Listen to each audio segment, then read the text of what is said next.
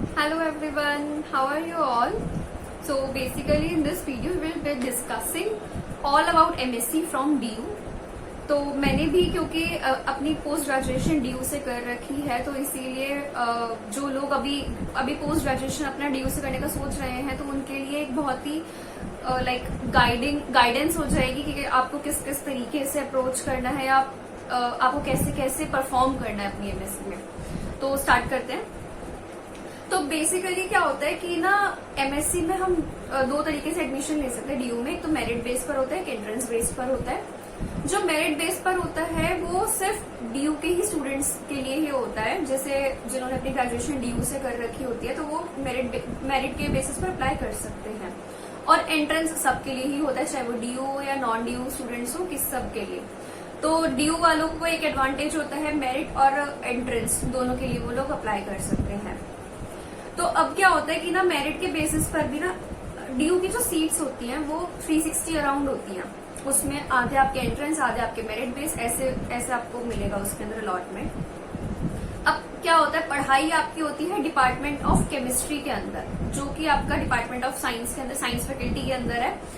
ठीक है। अब लेकिन आपको क्या होता है, कॉलेजेस अलॉट होते हैं, जैसे किसी को हिंदू मिल गया, किसी को वेंकटेश्वर मिल गया, किसी को हंसराज की रोडीमल, जितने भी हैं। तो अब ऐसा बोलते हैं ना कि अब समझ नहीं आता कि ना डिपार्टमेंट ऑफ केमिस्ट्री भी है और हिंदू कॉलेज भी है, तो फिर क्या मतलब इन दोनों का। जो पढ़ाई होती है, सारे काम आपके डिपार्टमेंट ऑफ केमिस्ट्री के अंदर होंगे, बट आपको जो भी आईडी कार्ड लेना हो, बुक्स इश्यू करानी हो, बुक्स इश्यू करवाने के लिए 2 लाइब्रेरी होंगी आपके पास। और बाकी जो भी आई कार्ड्स वगैरह का ये सब जो चक्कर होता है, क्लियरेंस फॉर्म होता है, एडमिट कार्ड वगैरह, वो सब आपको अपने कॉलेज में जाके करना पड़ेगा। ठीक है। तो ये जो डिपार्टमेंट ऑफ केमिस्ट्री है ये हमारा नॉर्थ कैंपस के अंदर है। अब क्या होता है कि ना जब हमने मेरिट के लिए अप्लाई करा, देखो मैंने जब अप्लाई करा था तो मेरी ग्रेजुएशन की परसेंटेज थी 81.65%, नहीं 80.65, हाँ 80.65% थी मेरी। तो मेरी फर्स्ट लिस्ट के अंदर नहीं आया था, मेरा आया था सेकंड लिस्ट के अंदर। तो जब सेकंड लिस्ट के अंदर आया तो मेरे को मिला था वेंकटेश्वर कॉलेज। तो वेंकटेश्वर कॉलेज मिला था, बट मेरे को लेना नहीं था क्योंकि वो साउथ कैंपस पड़ जाता। तो इसलिए मैं सोच रही थी अगर मेरे को नॉर्थ कैंपस मिल जाता तो ज्यादा अच्छा होता, क्योंकि अगर मेरे को आईडी कार्ड के लिए कुछ भी डॉक्यूमेंट्स वगैरह का काम करना हो तो फिर मैं वहीं पर ही पास में ही जा सकूं।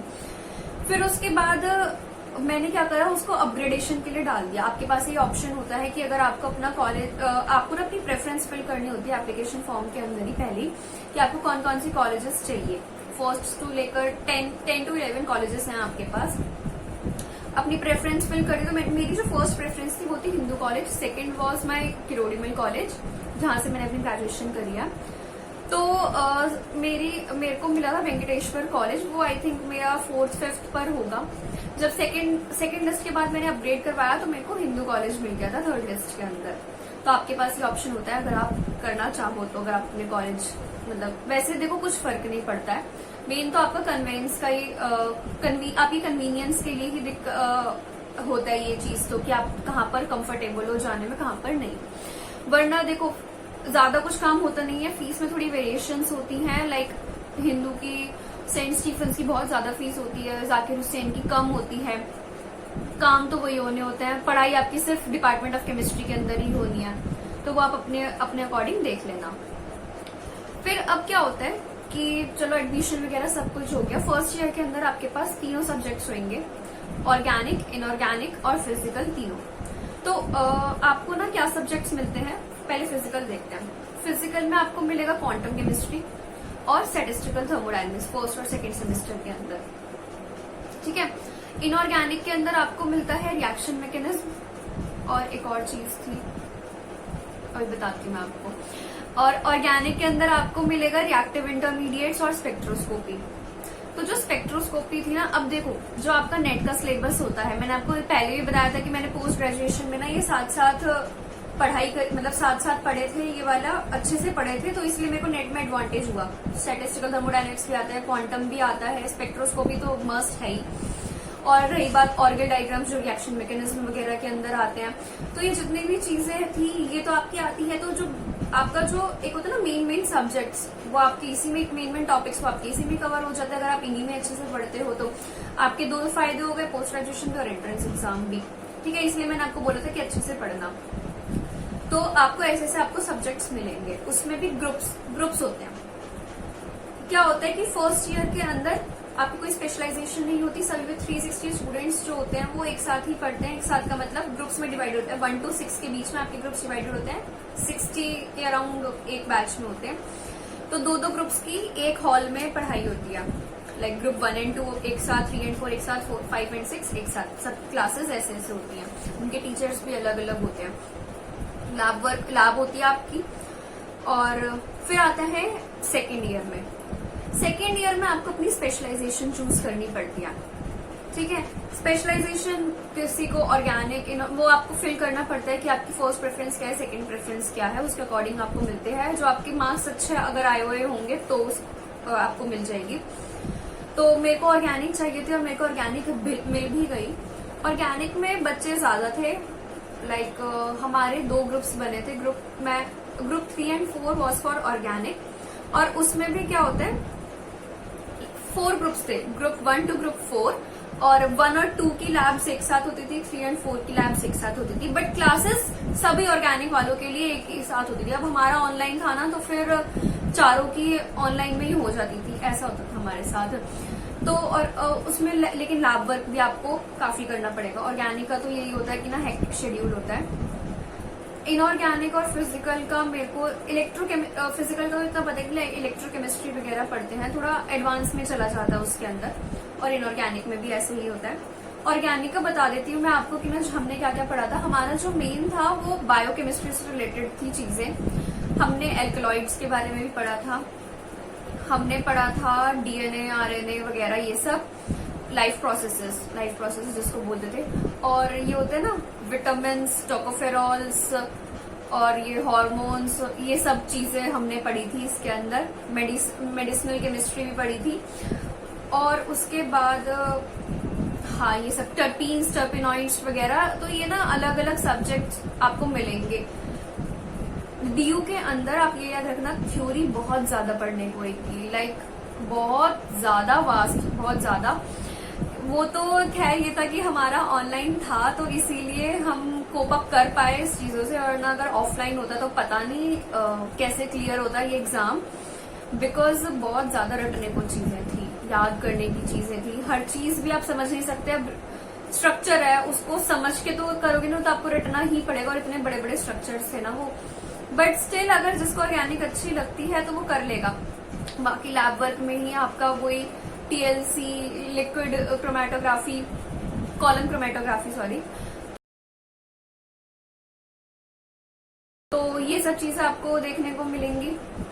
तो बस यही है। बाकी डीयू का जो एक्सपोजर है वो अच्छा है। टीचर्स बहुत अच्छे हैं यहाँ के, और लाइक बेसिक्स पर बहुत ध्यान देते हैं।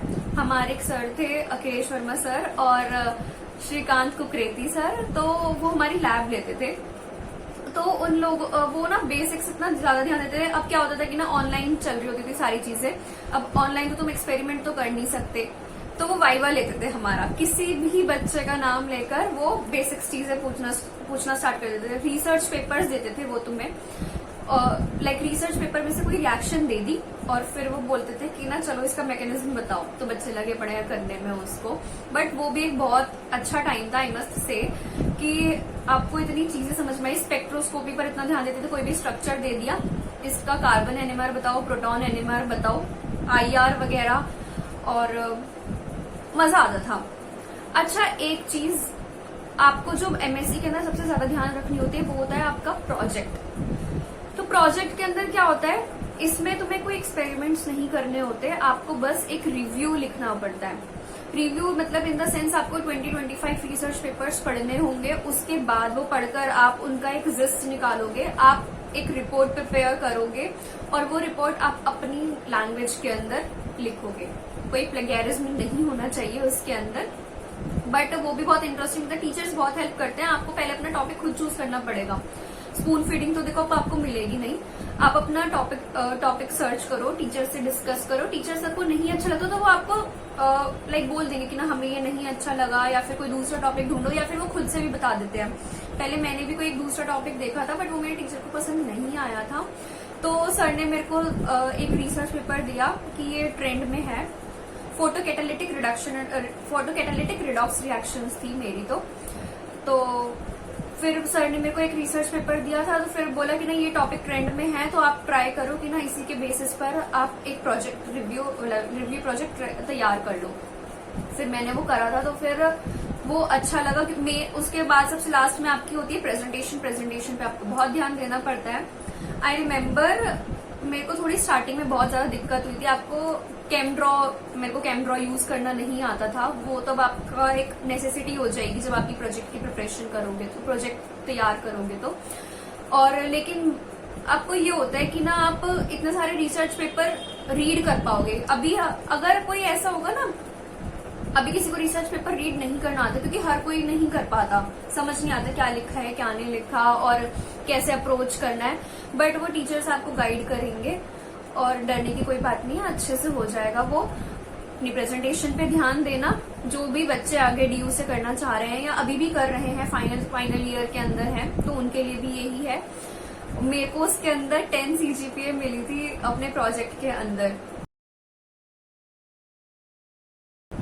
क्योंकि मेरी प्रेजेंटेशन अच्छी हुई थी, थैंक गॉड। और जो सर ने क्वेश्चन ही पूछे थे वो मेरे को आते थे, तो वो मेरे लिए एक प्लस पॉइंट हो गया था। तो इसलिए बाकी क्लासेस आपकी रेगुलर होंगी, मतलब ऐसा नहीं है ग्रेजुएशन वाला हाल नहीं है कि ना एक क्लास ले ली 2 क्लास ले ली। यहाँ पर पढ़ाई थोड़ी स्ट्रिक्ट वे में होती है, टीचर्स भी बहुत अच्छे से फोकस करते हैं, बट इतना है कि अगर आप सिंसियरली पढ़ोगे ना तो आप पोस्ट ग्रेजुएशन भी अच्छे से कर पाओगे और आप अपना एंट्रेंस भी अच्छे से एंट्रेंस भी अच्छे से दे पाओगे।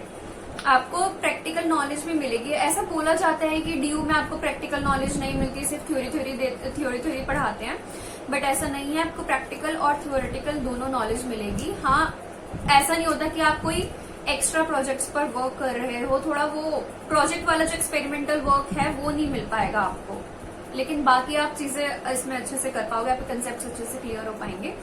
तो जो भी एमएससी से जो भी डीयू से अपनी एमएससी करना चाहता हो उनके लिए ऑल द वेरी बेस्ट। और ऐसा मत सोचो बिल्कुल भी कि ना डीयू की वैल्यू नहीं है, सिर्फ आईआईटी की ही वैल्यू है।